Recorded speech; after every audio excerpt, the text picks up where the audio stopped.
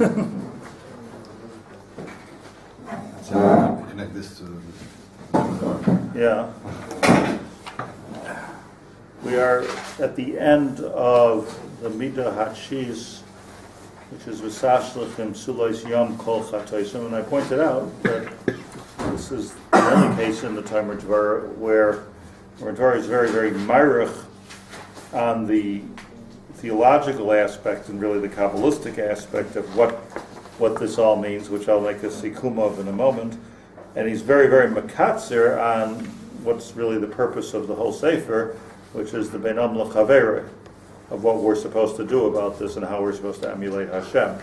A certain way, it would rather he'd be Marich on the Beinam L'Chavere and be makatzer on the Kabbalah, as fascinating as it is. But it really becomes, I really need some help in this, some thought and even imagination to try to figure out what he means that we're supposed to emulate Hashem in this. So let's go over one more time what takes place. We learned together a Zohar, Arichas. We went to Zohar last time. In Parshas Balak, important limud, I think.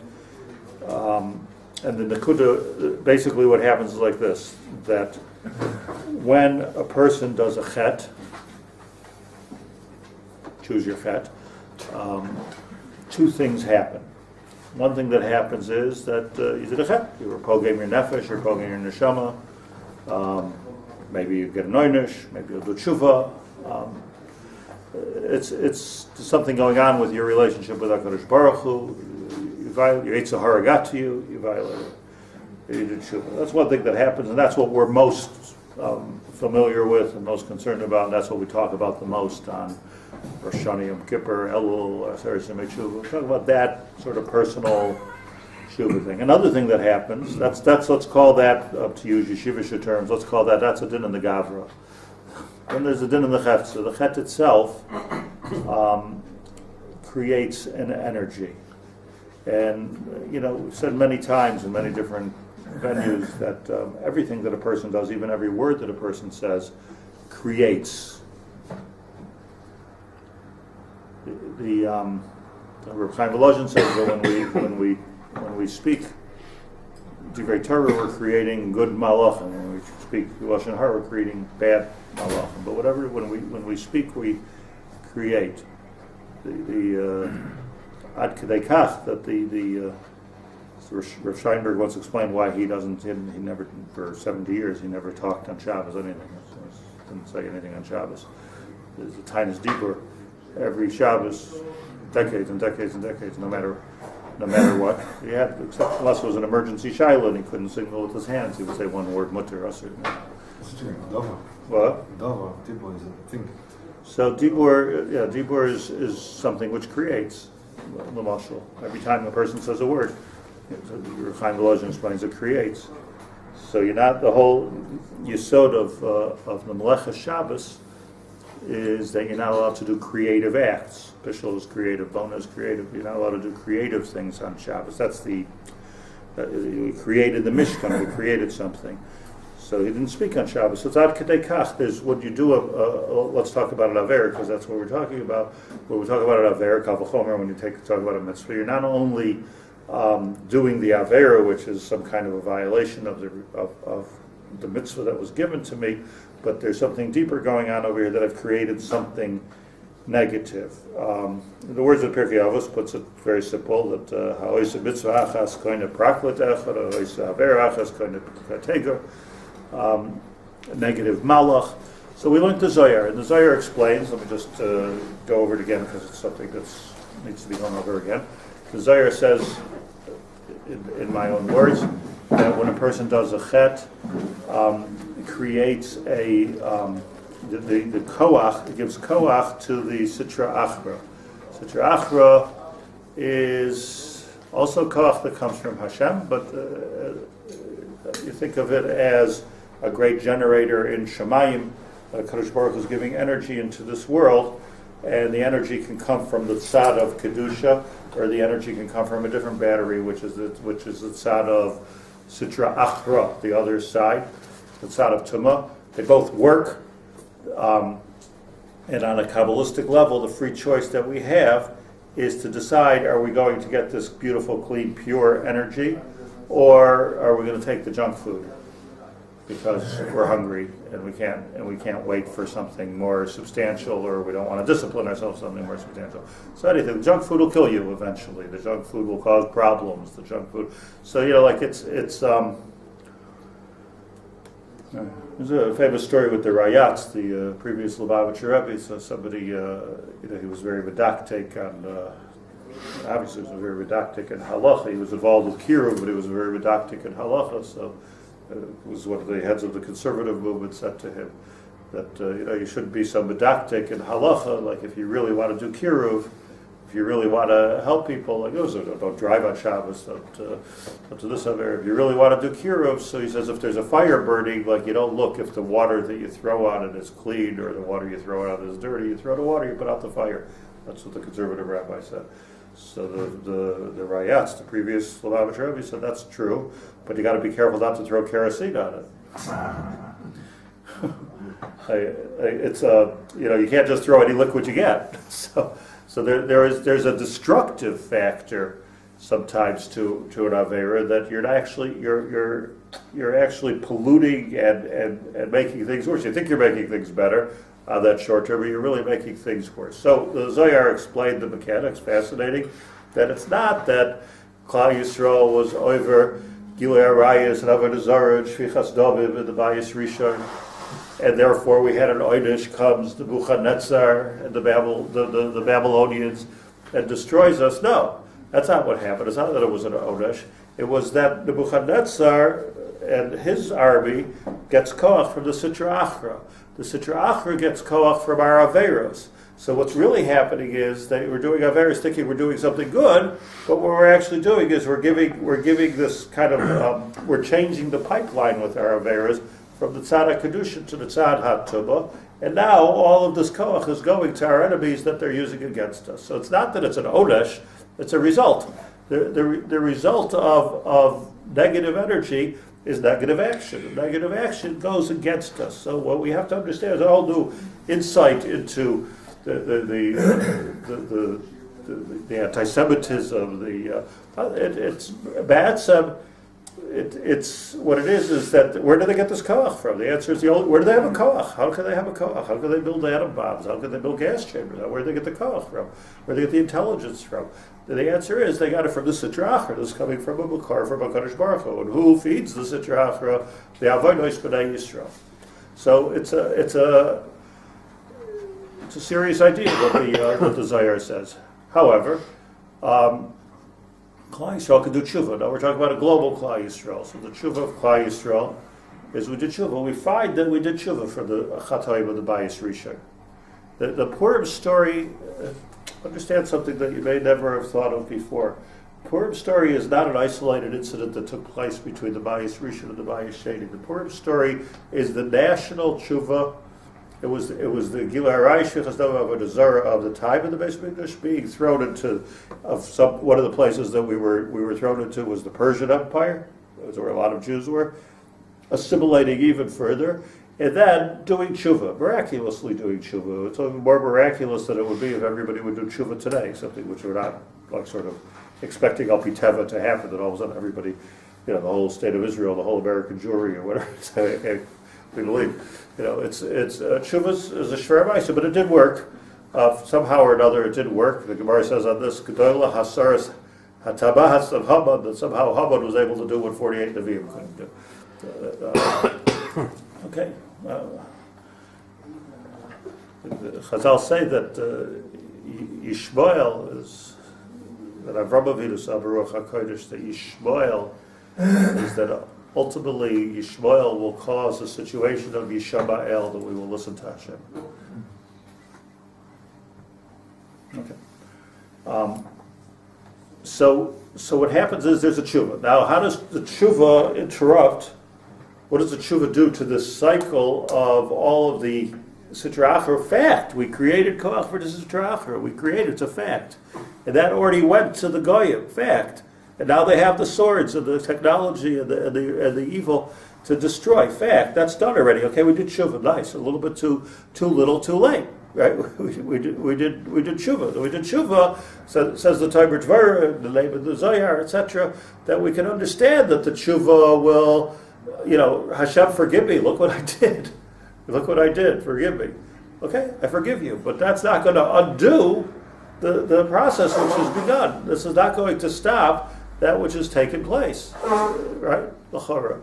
So says Micha Hanavi that Vesashlich Bemtzulos Yam Kol Chatosam, that not only will the tshuva create a forgiveness on a personal level, but even the ultimate result of the chet, which is giving the koach to the sitra achra.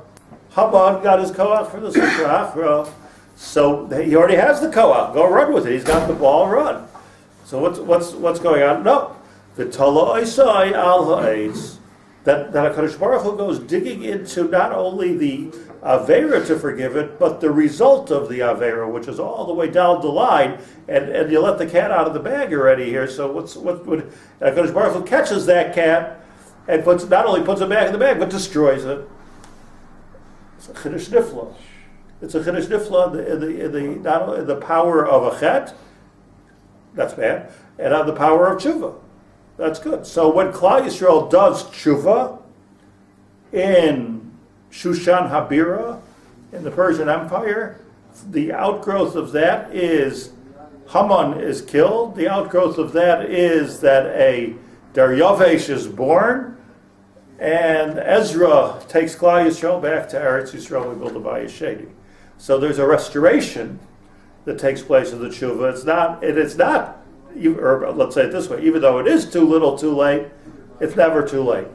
And so tshuva, so there's a fixing. I'm being baruch on this because I wanted to try to push this over to a personal level, which is difficult to do, because the whole book of Tomer Devorah can be named if you were God, but we're not. So like to create this is a pretty complex operation if we're talking about acting godly. So, but that's what happens.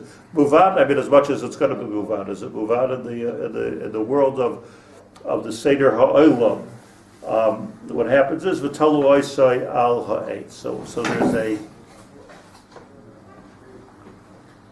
okay. So next case, Ruvain and Shimon. Ruvain abuses Shimon as a child. There's two things that take place over here, if I can carry the mushal to the nimshal.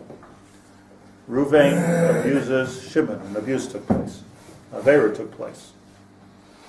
But there's more than an Avera that took place. There's a whole lot of negative stuff that comes because of that Avera. 20 years later, there's Shalom Bayis problems. 20 years later, Shimon becomes an abuser. 20 years later, a person is afraid of everybody they see, or insecure, or over bullying. All kinds of things that come from this Aver. So again, so far, so good. There's two dinim. There's the din in the Gavra, and there's the din in the Cheftza. So there's the Aver that was done, and then there's the Sitra Achra that was created, all the negativity that was created because of this Aver. Is that real? That's real. And then the abuser comes and says, "Forgive me, I have sinned. Bashamnu, bagamnu, gazalnu." And here's something interesting that the Tomer Devorah brings out, that sometimes you'll find that I believe, just before we get to the Tomer Devorah, I've as I get older, seems to be happening quite rapidly. I'm feeling that a lot of averos come from arrogance and gaiva. That's what I'm feeling like. You guys are all young, so you don't have to necessarily agree with me. But I'm feeling that gaiva brings people to places where they really don't belong. I'm looking around at the scandals of Klal Yisrael, the crazy things that you hear. I know all those guys. They're all Bali Gaiva.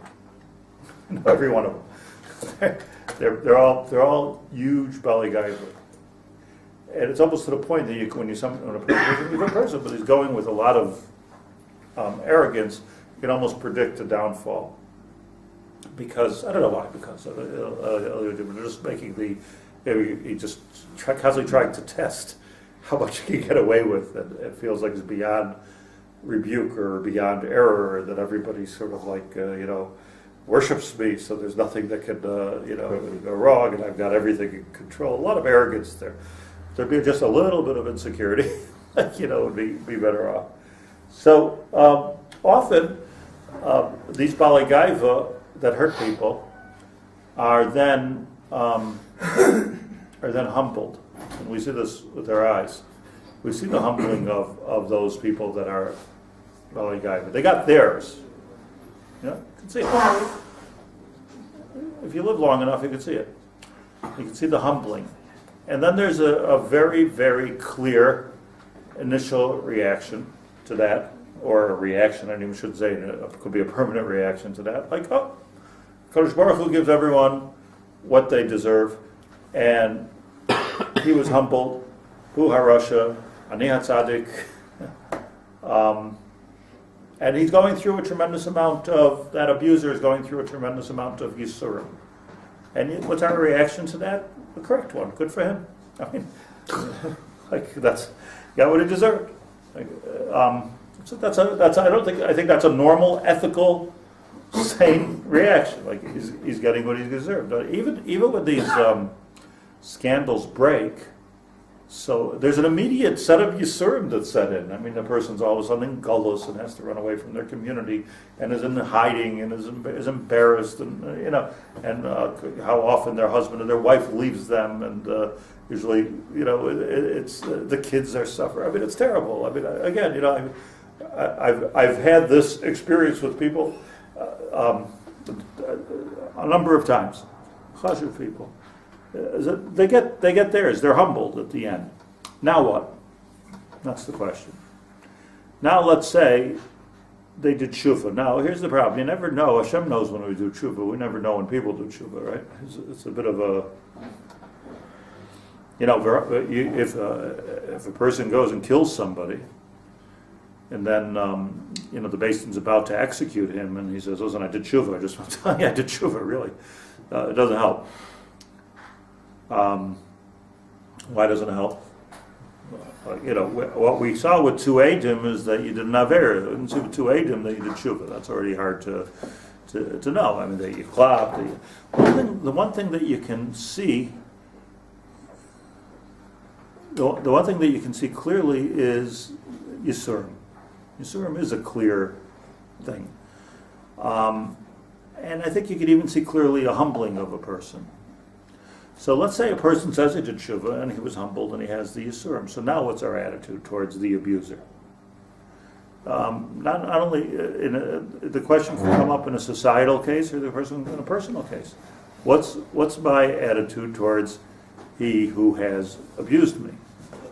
You've done so much damage.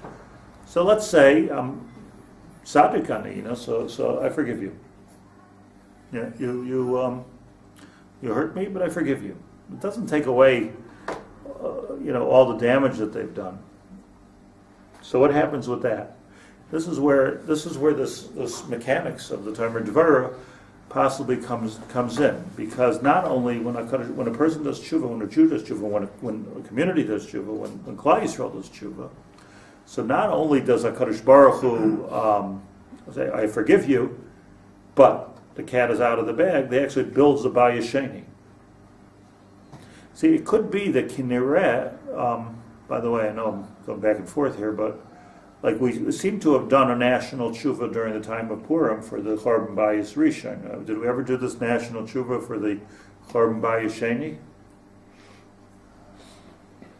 If we did, I missed it. I don't know where it is. But this is what the Gemara means, the Kol Dor. Every generation that the Bayis is not built, it's as if we destroyed it. Like, did we do? In other words, not just like we're Nachamal getting the Yoinish, Nachamal doing the Aver again. It's something much more than that. It's that there's a certain when the Sinas Chinam that was created, gave a tremendously large amount of koach to a Sitra Achra, which was the mice of Edom, as the Gemara explains it, gave koach to Edom. And that koach of Edom was the Romans who destroyed the Beis Hamikdash and the Nazis who destroyed Europe. And the church that destroyed what they destroyed, Crusades. So that keeps on going because the Chorah keeps on going because there's no tshuva. Not sure what to do about this point, but it's a big one. It's a big point because we keep on. We're right to work on it on a political level to try to stop and the anti-Semitism and the attacks, and it would be a good thing to have the guns here and all that. But the point is on a spiritual level, like if there'd be tshuva, so this we're guaranteed by the Zohar that Kodesh Baruch Hu takes.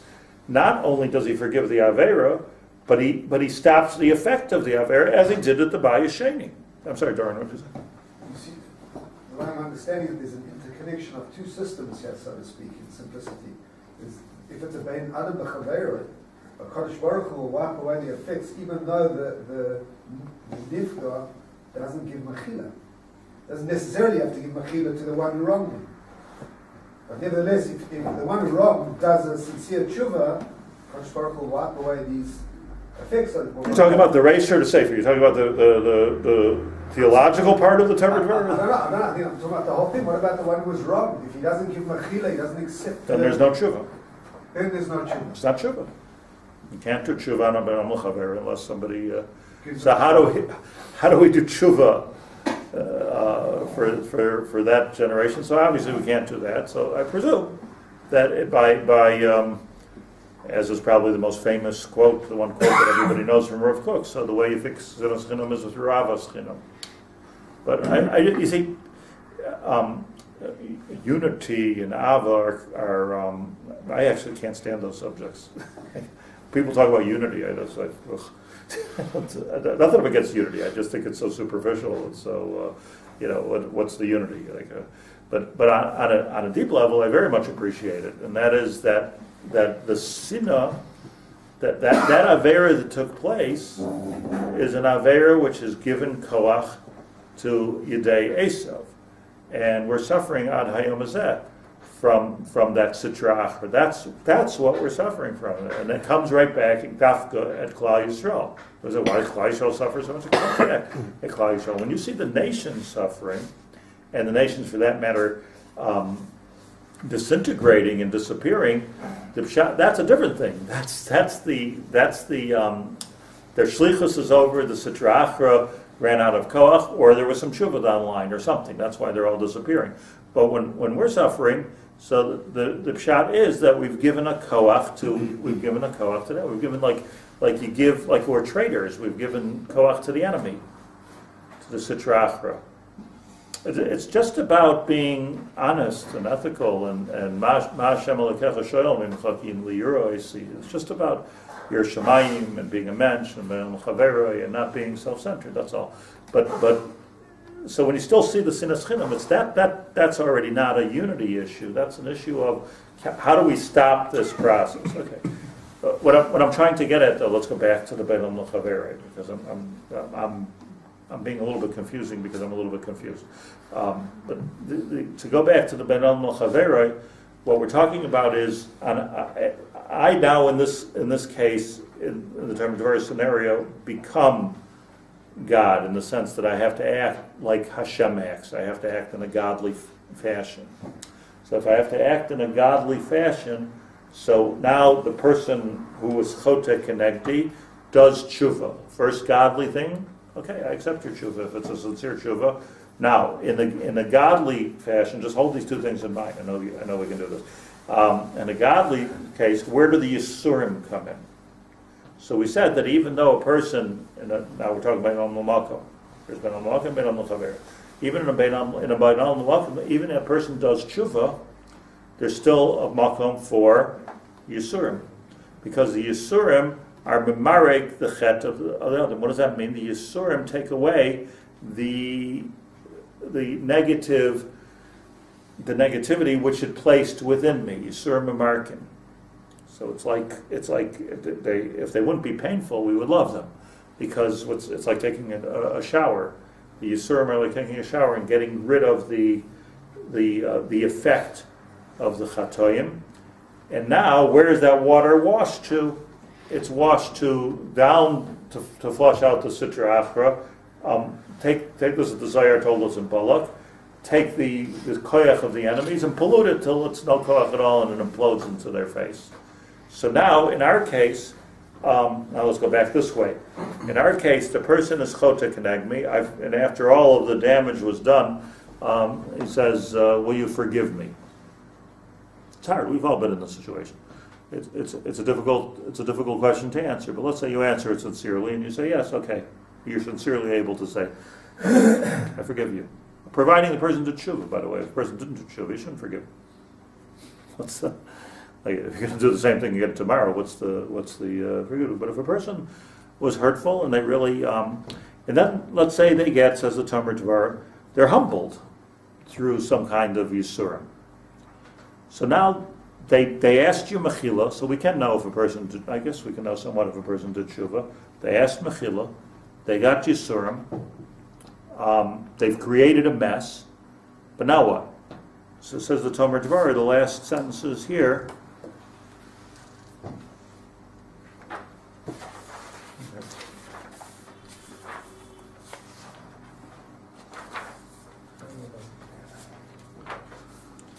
Says the Tomer Devorah,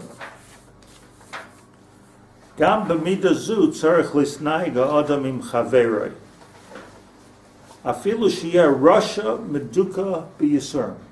So here's the guy who abused me or sinned against me or robbed me or whatever he did. Killed my brother. So whatever, there's a limit to what a person can do against me. Right? You really hurt me. And now he gets his. Afilu sheyeh rasha meduka b'yisurim, which would be an indication from Shamayim that HaKadosh Baruch Hu is giving him his. He's being cleansed, if you will. Al yisna ehu. Can't hate him. Sha'achar shenikla harehu ke'achicha. That's a quote. The Gemara says that if a person gets makos, so the Gemara, the pasuk changes in the middle, starts off talking about him as a rasha, bin hakis rasha, and at the end, achicha. So, meaning he got his makos, and now he's back achicha. Finished. It's not a life sentence. So, sha'achar shenikla harehu ka'achicha.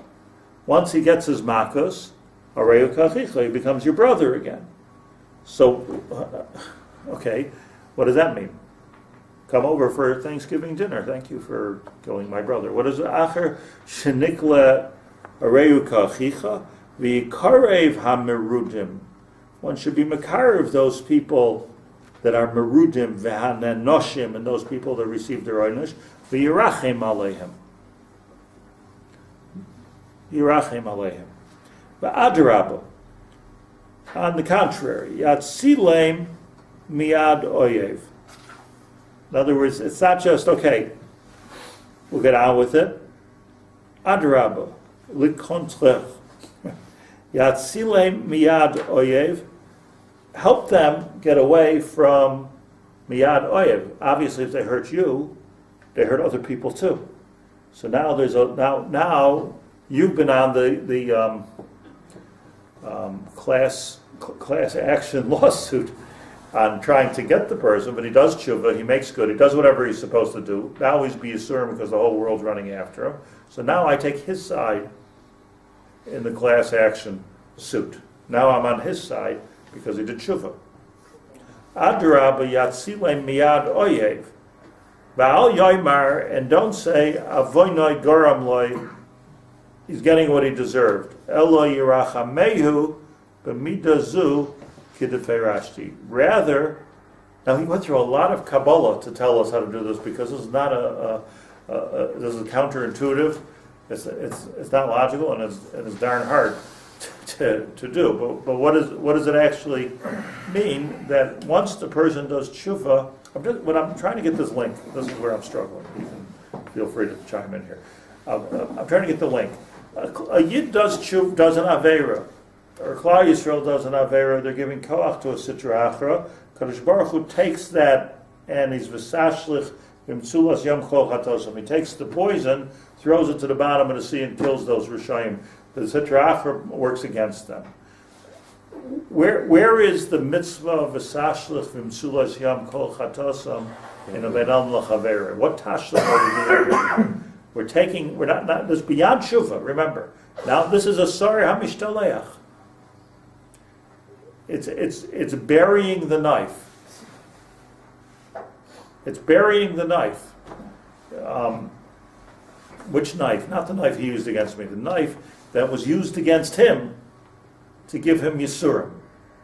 The sayaf of the Beis Din, the justified knife. We're burying that means to say that we're not holding up the knife as a souvenir and saying, remember the Avera that you did. Adrabah, in other words, we're helping. I mean, the way I'm understanding this is we're helping the person who hurt me get past this completely and get on to another stage, and not only the Avera that they did, but listen, you're going to still have to pay for it. But we're helping them get through all of the poison that came about through all the Sitra Achra that came about through the Avera also. Question? Yeah. I'm having difficulty on a practical level with this, which is that I can understand in Adam L'Makom. Hashem Yisbarach himself knows whether the person did tshuva. He knows what Yisurim are going to be needed for this process to be carried out. It's very clear that Hashem Yisbarach. Calculation is the whole complete. process is all calculated. It's a cheshbon, right? But in Adam L'Chavero, there's two problems I'm trying to struggling with here in terms of a practical standpoint. Number one, how do I really know if this person has resolved to do complete tshuva from a practical level? Not with regard to the din of I can't hate him. There's a point where that kicks in and I can't hate the person. But for me to invite him to my living room, shouldn't I be careful? I don't want this man around my children, for example. Even though I might not hate him, but still I have to be careful because I don't know what's inside this person's heart. And from the Yisurim standpoint, how do I know that the next morning when it showed up on the front page of the New York Times, maybe for that person, that's the worst Yisurim in the world. Or maybe Hashem Yisbarach has who knows what plan for this person that he has to go through for this cleansing that whatever it was. So how do I know that these Yisurim are hard to be? That's what I started off saying. So hard to be God in this case. How do you know when it's supposed to kick in? And I'm really supposed to love this person? I mean, the person may have. I want answers here. Financial ruins, psychological ruins. Same way. I have the same trouble that. Like in the case of an abuse, he still has emotional damage. So even let's say the guy did tshuva and he said, "Okay, I forgive," but you're still left with.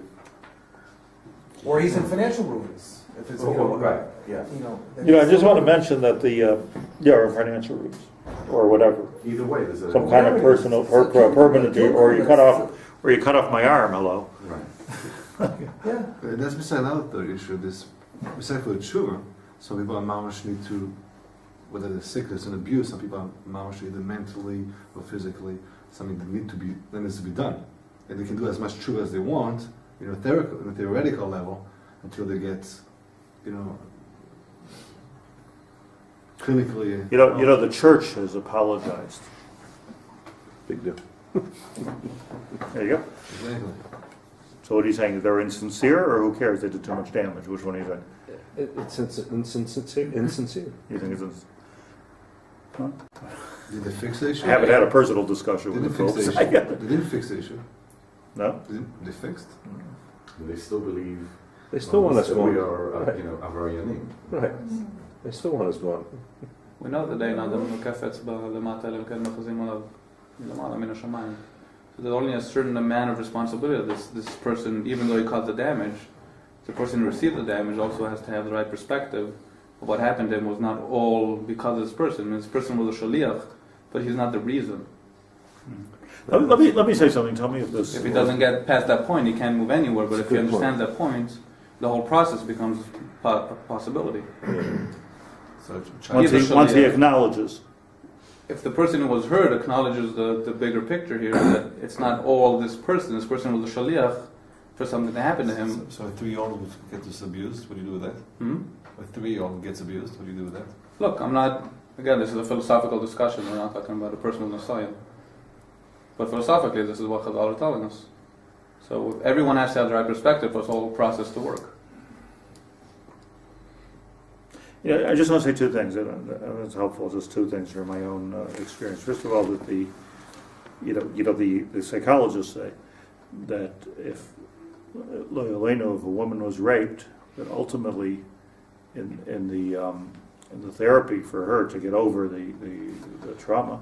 So ultimately, the ultimate therapy is that she has to forgive the person who raped her, because by forgiving, you would think like hold that strong, and that gives you the upper hand, and that gives you power. But forgiving means letting go of it, and until you let go of it, you're stuck with it. I'm just saying. That is a secular psychological Classical therapy. Classical therapy is forgive at the end. Now, it doesn't mean you have to be stupid and like you say, and be miyached with the person. But let's go to the French Riviera together or something. But the point of the matter is that forgiveness in that case means something very deep. But that's just one thing I want to put out there. But the other thing is that I once had a Maisa like this, that a couple was having some pretty serious shalom bias problems, and I in these kind of things, I quickly understand my own inadequacy, and some people's a therapist. I'm not. I mean, if I can help, I help. But I mean, I'm not a trained therapist to help people. So I have no. I'm not biased to send people to professionals. That's why I send people even to lawyers, because I'm not a lawyer. I'm not a doctor.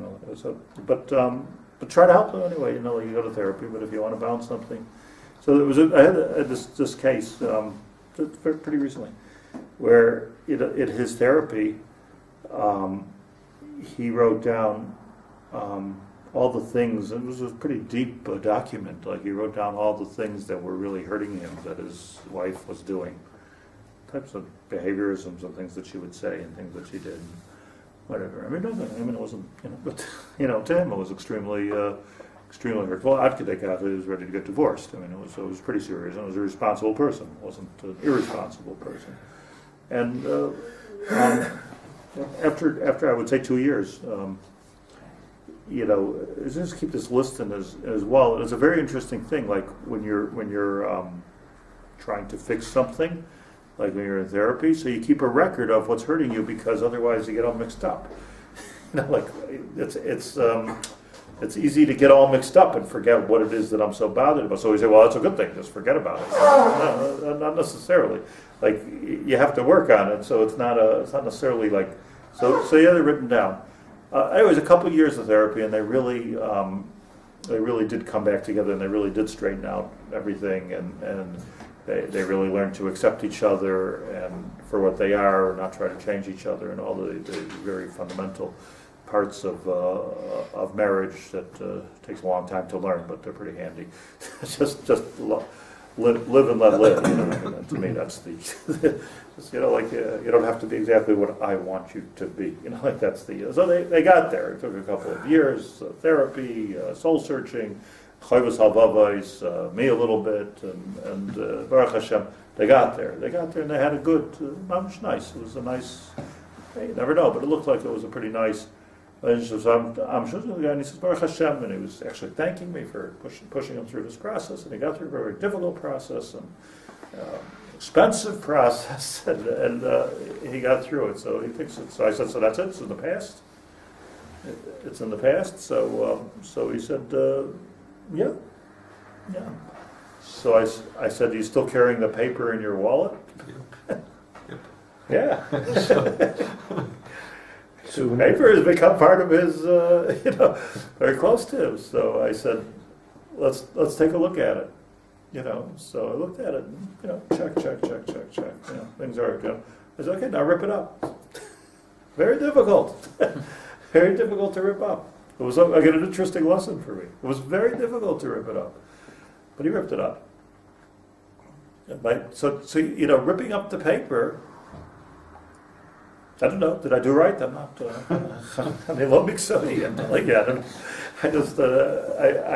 over with, bury the hatchet. Bury the sayaf. This was the justified list of tainas, but I wish he had a list too. This was the justified list. This was the sayaf. This was the Evan Haniskal. This was it. Here it is. Bury the hatchet. Get rid of it. Get rid of it, burn it. And it's now if you would do that at the beginning, it just simply causes confusion. It doesn't we have to have our tainos misudarais, because otherwise how are we going to fix this? How can we possibly fix it? But once it's all straightened out, if you get to a point, Bezos Hashem, we get to a point where it is all straightened out. By the way, it doesn't have to be ish v'ishta. It could be a parent and a child. It could be a brother, a sister, a business partner. It doesn't matter. I'm just or two countries at war. There comes a point where we've made peace. There's a peace truce, and then there's a point where there's no longer any enmity. It's a different madrega. Let me squeeze this. So it may be that it's about after the whole tshuva process takes place. So now there's a question. We're confident. Somehow we're confident that we're back where we need to be. So now it's a question of what. But what about that list? What about that list? And now it's such a difficult avoda to now bury the list and have that kind of a fresh start. That's the Vesashlich Bemtzulos Yam Kol Chatosam, you throw it into the sea. Yosef HaTzadik in this week and next week's Parsha did the same thing with his brothers. He threw it away. But he couldn't. What was he thinking all those years before they came down to Mitzrayim about his brothers? What was he thinking? He had to wait till the end, till it was all over. He had to go through the process. What a process! Yeah. What a process. I saw something on that note, and with this I'll add. I've explained it the best I can. I'm not pretending that I truly understand this. It's like to, but it's interesting in the parsha. So I noticed during Lady that the brothers were standing in front of Yosef, and Yosef wants to cry, but he can't hold it. But he's holding himself back, and then he goes into the other room, and he cries in the other room. And then the Torah gratuitously tells us, "V'rachatz his panav." He washes his face and comes out. What's the? Okay, you want to freshen up. Or this seems to be a extra piece of it, for an extra detail. You could say the Pasha of Chaz, well, he didn't want him to know he was crying. We understand that. That's why he went into the other room, because he clean up your act. Right. So, well, what's the rechitzas hapanim that took place? So. I came home from Shul. I'm looking in the Mefarshim and see if anybody comments. Very little comment on this one. He said, "Barachatz panav." He washed his face. Maybe he took a shower. He removed his makeup. I don't know what's the nakuta here. So I finally found in one of the svarim that the rechitzas hapanim here was the same panim. I'm not sure what this means, but what it says is the same panim that Yaakov says to Yosef later, Rei panecha lo t'lalti. There's something, I never thought I'd see this face of yours. I never thought I'd see this face of yours. Meaning that when he went into the other room and he cried, these weren't just like the way we read the psukim, that there was he was overwhelmed with emotion. Oh, my brothers, it was a cry it was a cleansing cry. It was a cleansing cry. It was a cry of tahara. It was a crying. In other words, sometimes the dema that we produce is a purifying agent, which can then cleanse the soul. It's something that's coming from the nefesh. And the Shalah HaKadosh says that if a person cries, the person has Yisurim and they cry, come to a point of crying, something that in Western civilization males should never do. But if a person comes to the point of crying, so the Shalah says I guess it wasn't part of that civilization, that you should take it and rub it into your face because that's how you get hadras panim. It's the cleansing. In Yosef's case, the rachatzas panav was a complete wash away, meaning it wasn't just there was a klipa on that panim of Yosef. V'hem lo yikiru, and they couldn't recognize it. There was a klipa there. And it wasn't just about the crying. The crying was part of a process. I'm reading into this form a little bit more than it says, but it seems like the crying was part of a process, and then another part of the process was v'rachatzas panav. Yeah, I'm back to where I was, and then he came out with a whole new fresh approach to his brothers. V'rachatzas panav batzei. And he went out. So it's that's a process there. So that's the process possibly of ripping up the paper in my mashal. It's a Vesashlich Bemtzulos Yam Kol. This is a big avoda. This is different than the avoda of mechila, being mochel somebody. Much more. That's a kid stuff. This is a huge avoda, but this is the avoda that we learn from HaKadosh Baruch Hu, that he changes all of the damage, the whole list, everything that we've done, all the realities of it, and pushes it away into the sea, never to be found, and again, to the bottom of the sea. I think it was then that, like Gil says, he realized that it was all Hashem and that they were just a shaliach. Yeah. Sure.